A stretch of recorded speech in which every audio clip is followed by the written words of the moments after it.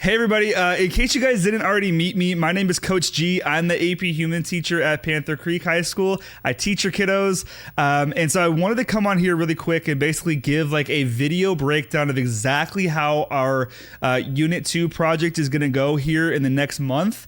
And so in this project, there is a real life aspect to this one, and it's going to be an opportunity for the kids to not only show what they know in AP Human, but also give back to the community, which is why I wanted to make this video, just so that the kiddos weren't going home and then giving a bunch of misinformation. I just wanted it to be set in stone, and so that everybody had the exact same information about this project and the benefits, and then some of the rewards that the students can get by participating. Okay, so I'm gonna try to do this in one take, that way I don't have to do anything in the editing room, but we'll try to do this in one take, and then we'll go kind of quickly. Okay, so I'm gonna go over exactly what we talked about in class and talk about the project, and then hopefully everybody understands exactly what we're doing, and then if not, obviously shoot me a remind text or an email. That'd be awesome. All right, so for this project, I'll switch over to my other camera. We are going to be doing this is called the Unit 2 project, the Baby Box project. I would say this project is going to be one of those that it's really unique. The kiddos have probably never done something like this before, and I want this project to be something they remember for not only their high school career, but hopefully for the rest of their life. And I'm really excited about this project. I've been working really hard on it, so I hope everybody likes it. But so the project driving questions, we'll kind of zoom in here, but the driving questions that we have is going to be what makes for a quality of life, and then the big questions that the students are going to have to answer as we do our research is going to be, how do we measure quality of life, and then how do we increase infant survival rate? So those are the questions that we're going to be going over every single day based on our research and based on our stuff that we did the previous class. That's the question that we continue to come back to every single day. So here I have an exact timeline. I'll actually minimize it one more, but I have an exact timeline of exactly what we're going to be doing in class. And in order for them to stay on track, they need to follow this timeline. Okay. So here is the introduction. So, raising a healthy child is critical for the success of a nation. These children are the future workforce of their nation, and making it to adulthood is crucial for countries to continue to succeed. Families across the world in a myriad of economic development stages are faced with difficult situations when raising families. Some of the most underdeveloped countries in the world struggle to keep children alive past the age of 1 due to disease, access to hospitals, and a lack of food. Imagine having the ability to increase the likelihood of a child reaching adulthood. Bringing a baby home for the first time is a momentous occasion for many parents. However, it's also a time of stress. Infants less than 1 year old are vulnerable to sudden and unexpected complications that can be fatal. In many cases, these situations are preventable with a bit of education and precaution, especially when it comes to sleeping. That's where the baby box comes in. Baby boxes are simple cardboard boxes that have been distributed to new moms in Finland since the 1930s, when nearly 1 in 10 children died under the age of 1. So in class, we talked about how that's a very high number. We actually looked around the room. There's about 30 people in every single class. So we actually looked around the room, and we said that out of the 30 in there, in Finland in the 1930s, there were 3 of those students that didn't make it past the age of 1, and then it kind of clicked in their head that that's a really high number. Since then, Finland's infant mortality rate, like that in much of the world, has plummeted, which is a good thing. And now the country's infant mortality rate is only 2 deaths per 1,000 births, which is one of the top in the world, and that's incredible. An inexpensive crib, baby boxes offer babies a safe place to sleep for a whole lot more. The boxes come stuffed with essentials to help the child get a healthy start in life. So we'll go over the baby box in a moment, but I'm going to read you guys the goal. All right, so I'll scroll to the top. There you go. So the goal, you have been tasked to develop a design for a baby box that can reduce infant mortality, increasing the likelihood of a child's survival, and improve quality of life. And in their assigned countries. You will work with a team member to investigate the needs of your country and design a baby box filled with the most beneficial items to aid in decreasing the infant mortality rate in their assigned country. You will then present your data. You will then present your design to determine if it should receive funding for mass production. All right, so I'm going to show you guys what a baby box is. I'll play one of the videos when we get to it.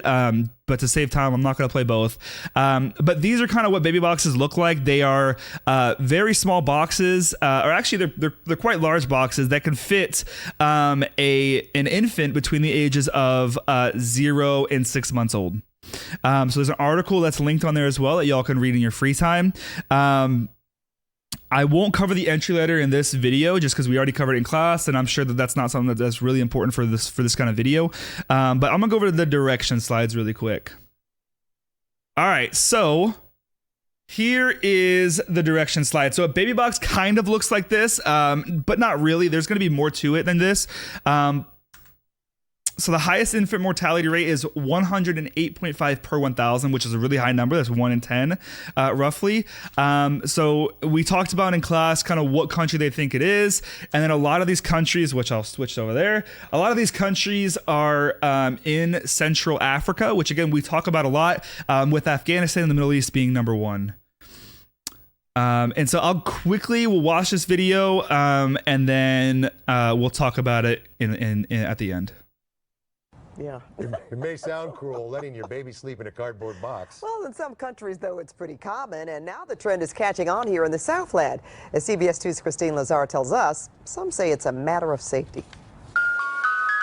When you think of a bed for a newborn baby, you probably envision something soft and plush. It's funny, but sometimes the simplest solution is the safest solution. Michelle Vick is a mother of 2 and the co-founder of the Baby Box Company based here in LA.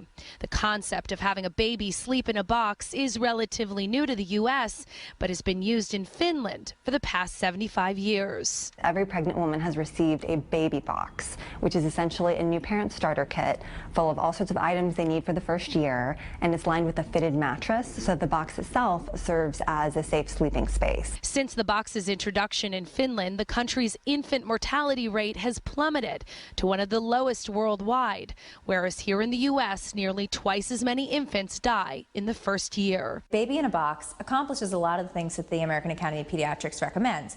Dr. Corinne Cross is a pediatrician and a spokesperson for the American Academy of Pediatrics. You want to have your baby without any other loose bedding. So a baby in a box, if it has a nice tight-fitting mattress and just a little sheet on top of it, that's a great place to sleep. There's no bumpers, there's no pillows, there's no stuffed animals, so there's a lot less things for the baby to suffocate on. And all you have here is the mattress and the sheet. There's nothing fluffy. The Baby Box Company sells their standard bed box for $69.99, but deluxe boxes packed with newborn essentials like swaddles, washcloths, and onesies can sell for up to $225. It really just simplifies it down to the essentials. You know, what do you need? You need this box, you need a couple basic items, and you're ready to go. Babies typically transition out of the box between 6 to 8 months. After that, it can be used for storage or even recycled. In Studio City, I'm Christine Lazar, CBS 2 News.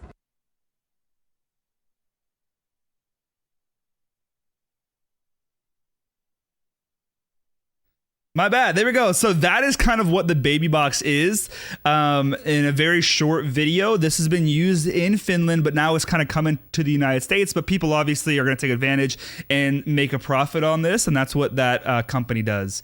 All right, so here we go. So in order to decrease the infant mortality rate in your country, what items would be helpful to include in the box? This is a question that I asked to the students, and they gave me some great answers. We have like pacifiers, we have diapers, we have formula, we have clothes, blankets, swaddles, in fact. And so we have a bunch of stuff that we talked about in class, but those are some of the things that would help decrease the infant mortality rate. So here is kind of what we're going to be doing exactly. So this is what I told the students. You will be working with your group to create a baby box for your chosen country. Each student has a country. I'll pull it up here in a moment. In your box, you will need to include the items that would help ensure and infant survival.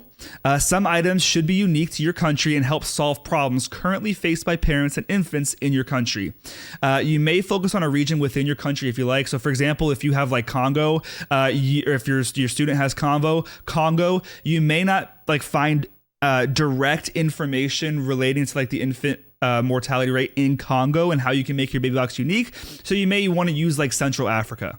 Each item should include an explanation as to why it was included in your box. So in the box, you're going to have the items, then you're going to have this thing, you're going to have a pamphlet. So the pamphlet, it looks like this. So each item in your box must be included with a short explanation why it was chosen. If an item needs further explanation as to how to use it, that should be explained as well. And so one thing that I mentioned to the students is that, in case you guys haven't picked up on, this baby box is given to parents and mothers especially who can't afford a crib or can't afford diapers, can't afford formula. So it's going to be to those impoverished areas in those various countries. And that's where we see the highest rates of infant mortality. So this box is basically given to those people who need it versus, people who are high income. So the explanation as to how to use those things, one of the things I told the kids is it's very real that there are mothers out there or parents out there that may not know how to use a binky, for example, or may not know how to use a swaddle. And that's very real, and I told them as well, there are situations in many parts of the world where there are young people giving birth, 16, 15, 14-year-olds even that give birth. They may not know how to use this stuff. And so the explanation is important as well. So each baby box is going to have at least one colored flyer / pamphlet in their box. And again, it has to be professional because this is real life stuff. And then you may include up to 2 flyers if needed. So outside the box, the outside of the box, there's going to be decor as well. And so the outside of the box, a design that represents the country's culture in some way, not just the flag, but it can be a pattern as well. It must be colored and creative. The following statistics should be on the inside lid. All these vocab terms are going to be stuff that we cover in our unit. So as we learn those, they're going to then build on to that tissue box and the baby box, and add that to their research document as well. But all that stuff we talk about in class, that's part of our course in AP Human. So again, one thing that I do want to emphasize is that there is going to be a culture aspect to this. So like one of the great examples that my mom actually gave me was that if their country is in Africa, for example, I'll actually pull up and read exactly what she wrote me. So background information, my parents travel all over the world and they were on a trip in Seychelles in Africa. And my mom texted me this today. She said, one of the tour guides told us that it is common for baby mattresses to be made out of straw. He said that it is believed that it brings the baby closer to nature as a beginning point in their lives. So they will take a pillowcase and stuff it with straw, or in this case, the mattress, they'll put straw in there. And then they'll put that in their bassinet when they're first born. And then she said, I could totally see a box made out of that if the country is in Africa, is an African country where this is common practice. That's just an example. Another example she said was in Ireland. They have their mattresses and pillows are made out of wool. So a good idea for this would be like if they were to go to like Goodwill and find a really, really cheap like wool jacket or whatever, cut the jacket up and then stuff the mattress with wool. That's a great idea as well. That has a culture aspect to their specific country as well. So that's just an idea. Obviously each country has their own kind of thing. So the great thing about this project is that this is real life. So the items purchased for the box will be donated to either a local charity / women's shelter. I actually got in contact with the Frisco Family Services, which is a nonprofit in Frisco, basically gives back to the community to people who are struggling. And so we actually got them to come in and they're going to be judges in this project. Super cool. They're going to come in and they're going to observe the students presenting these projects. And then they're going to actually take the baby boxes and provide them to people who need it in Frisco. So it's a real life project. We're going to be giving back to the community. I'll talk about that more in a little bit though. So one thing I told the students today is that I want the students to make sure that they take risks. You're going to see in a little bit, I'll go over the rubric in a bit, but the rubric is very broad, and I did it intentionally because I don't want every single baby box to look the exact same. I really want them to take risks and ask tons of questions. I really want each box to be unique, and I want them to put their own touch and spin on it. I don't want every box to be the same, which is why the rubric is broad. All right, so we'll close out of that one. That's kind of the directions. I'll go over kind of the research now and exactly how this is going to look. So like we talked about up top, the research is going to have an exact outline and timeline of exactly what we're doing in class. So if they want to stay on track, they just obviously follow this. And when they're done with that day and they're good, they can just cross it out like that. Obviously, after they make a copy of the document. All right, so the research, each student is going to be assigned their own individual country. And then with their group member, they're going to come together after they've completed their individual research. They're going to come together with their group member that they were already assigned to, and they're going to figure out the country out of the two of them, or three of them if they're that rare group of three. They're going to come together and figure out which country needs a baby box more. And so they're going to figure that out on their own. They're going to collaborate with one another, and they're going to make a baby box as a group. There's a bunch of information here about different stuff that we learn in the population unit. I'm just quickly scrolling because I'm sure you guys don't really aren't too interested in this kind of stuff. But this is the research. It's day by day. It's lined up in the timeline.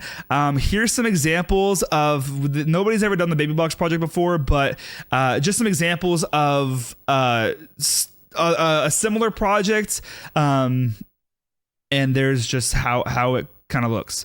Bunch of research information about their country, citation page. Also going to be a peer review form as well. So for example, if their partner isn't doing their fair share of the work, then they're obviously not going to get punished for it. That's what the peer review form is there for. On this peer review form, there's also a reflection form where the students will give me kind of feedback on the project and what changes need to be made in the future for next year, and stuff like that. So also, okay, here is the rubric that I just talked about. I kept this very, very broad. And I kept that broad for a very good reason, because I don't want them to be exactly the same. I want them to have their own spin on it. The big thing about me as a teacher is I am so much more concerned with the amount of effort they put in, not necessarily, how great their pictures are, or, how grammatically correct their information is. I am way more concerned with how much effort they put in. And as long as I can tell that they put in effort, they're working hard in class every day, then they're going to get a good grade. So a couple questions, I'll put the face cam on for this one, but a couple questions that the students did have was first off, I cannot make students pay for a grade. And so there's going to be students that obviously maybe don't want to purchase these items, and I'm not going to make y'all purchase these items if you don't want to. It's totally optional. However, there is the alternate is in the baby box, they're gonna have to print out a picture of what they would have put in there, and that is perfectly fine as well. So in case you guys couldn't already tell, my thing is my side hustle is content creation, and so I actually use one of my platforms to talk about this project, and I actually got somebody in the community to donate every single group their own box, which is super cool. So y'all will not have to worry about your own box. Obviously these boxes are pretty big. We'll store them at the school in an old closet, hopefully, if I can get that approved. But at the very least, they'll be in my classroom. But they're going to be giant boxes. They're big enough to hold, obviously, an infant. And we got them donated. I got, I think, 80 different boxes donated, which is fantastic. They're all the same size. It's going to be awesome. So I got that donated. The other question that I got was like, what is a potential reward for bringing in these items to incentivize the students, if you will? So like I said, you don't have to do it if you don't want to. You don't have to bring in the items physically if you don't want to. However, the students are going to get 1 service hour per item they bring in. This was approved by our associate principal and our counselor. So I talked to them about it, but every individual item they bring in is going to be 1 service hour. I know a lot of the kiddos are preparing for getting service hours for that tassel they get. Remember, if you guys don't already know, if you get 100 service hours, you get a tassel for graduation. And then obviously you get that awesome resume builder that you did 100 service hour, which is fantastic for the kiddos. And then additionally, NHS, which is something that a lot of them will do in their junior and senior year. That's the National Honor Society. They do require service hours to be a part of that. So this is a great opportunity again to get some service hours without actually physically going out and like working like an hour, cleaning up trash or whatever that is. So great opportunity to get that up. So every single item you bring in is going to equal a service hour. Now that's going to be logged in Zello, which is an application that they use to log the service hours. Your den time teacher is going to talk about that some more.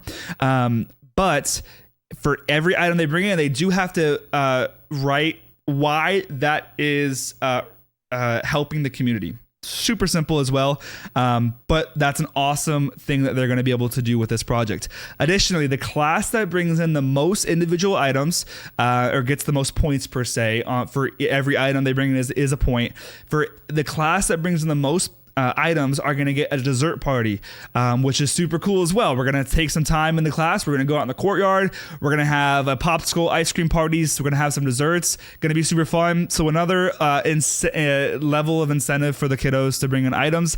But again, I told the kiddos that, and I want to emphasize again, I'm not going to make the students pay for a grade. If for some reason, they can't bring in items, which is totally understandable, they're not going to get punished for it at all. They just have to have like a printed out picture of what they would have brought in. That's totally fine as well. But I also told the kids that this is a real life thing. There's not going to be another project. I never did a project in high school or even college where there was a real life aspect. Like these kids have an opportunity to learn about the population and migration unit while also helping and being a big part of another family's life who is starting their next chapter with a newborn. And I know like a lot of us in Frisco, we may take for granted how fortunate we are in a lot of these situations. And so this is a really good opportunity for the kiddos to give back. And I know I may be asking for a lot from the parents as well, because ultimately you're going to be the ones that are going to purchase these items for the most part. But I really want these kids to give back to the community in any way they can. And this is a great opportunity for them to do that. I know at the parent teacher meeting, there was a few people that came up to me and asked about potentially donating to those who, to donating extra items to those students who may not want to bring in those items. If you are one of those people that do want to donate, please reach out to me to my email, and I'll try to figure something out for the kiddos, so that everybody can have their own baby box with stuff inside of it too. So I'm super excited for this project. I know that the kids had a lot of questions about it, and that's good. I want them to have questions. I really want them to be invested in this. Like I said, I spent months on this project. I am so excited for them to do this one. I've actually sent this to many teachers around the world. Actually, I sent this to a teacher in Nigeria. I sent this to a teacher that's teaching in Japan. I've sent this to a bunch of teachers in the North Texas area. I think Emerson is actually going to be doing this project as well this year. But this project took a lot of work, and I'm really, really excited for them to be doing this. I know I'm talking a lot, but I really just want the kids to be involved and really want them to be as passionate about this as I am. I know AP Human and Social Studies may not be like their passion, but I'm hoping that them giving back to the community will ignite a little bit of passion in them, and then also prepare them for that AP exam at the end of the year, because it's going to stick in their head a little bit more. It's going to be memorable. So I'm really excited about that. So before I get off, I want to show you guys the groups. So let me go ahead and pull it up here. So here are the groups, and I'll switch it to this side. There we go. So here are the individual countries. I'm going to scroll very, very slowly. But if you want, you can pause the video and then kind of look where your kiddo's at based on their class. And then that's the country that they're going to have assigned. I'll scroll down here. There we go. So this is the group, the country that they're individually going to research. Remember how I said they'll do individual research, then they're going to get with their group and figure out which country needs a baby box. So that is the individual countries, and then here are our groups. Let me, I'll move my face cam down a little bit. There we are. All right. So there are our groups for this project as well. So again, you can pause it if you want, but I will be going back to the face cam in 3, 2, 1. All right. All right, so I know that was a extremely long 25-minute video, but I thank you guys so much for watching. Again, I really am passionate about this. I am not gonna lie, I want this to be like a project that they remember for years down the line. I really hope that they get a lot from this and they can give back to the community. I think that's really important for the kiddos. But thank you guys so much for watching. I'm going to upload this to YouTube, obviously. And then if you guys have questions, please reach out to me on either Remind text or my email. I'm always happy to answer.